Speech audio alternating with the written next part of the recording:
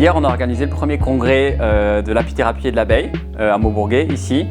C'était hyper important pour nous de faire cet événement parce qu'on veut contribuer au développement du savoir, de l'innovation dans le domaine de l'apithérapie. Ça fait partie de notre métier. On a des médecins et des experts qui sont venus du monde entier, qui sont venus parler de l'innovation en santé naturelle, mais aussi de l'abeille dans son environnement. Au Fleurin, on a un projet de santé.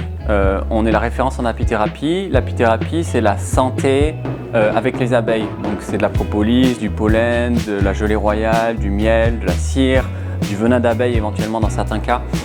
Et donc en fait ça c'est pour nous ce qui représente une partie des solutions de santé de demain.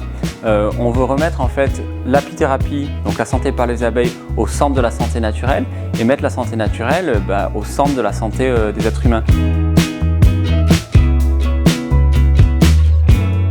Ce sont les pollinisateurs qui contribuent à rendre la planète habitable, à mon avis, bien plus que les entreprises du CAC 40. Tant qu'on voit des abeilles mellifères sur les fleurs, l'espoir est permis. C'est parce qu'elles veulent nous changer notre manière de penser. Elles veulent nous ouvrir la conscience en quelque sorte. Je me considérais comme une messagère des abeilles. C'est-à-dire, je pense que ma raison d'être aujourd'hui, c'est vraiment que j'arrive à transmettre des messages que m'ont appris les abeilles.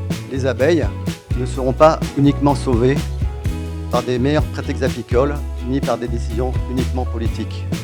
Je vais parler de phéromones libérés par le couvain, parce que oui, sachez-le, le couvain est capable de libérer des phéromones aussi. Il faut optimiser le savoir de la tradition et c'est la connaissance moderne de la physiologie qui nous permet de le faire.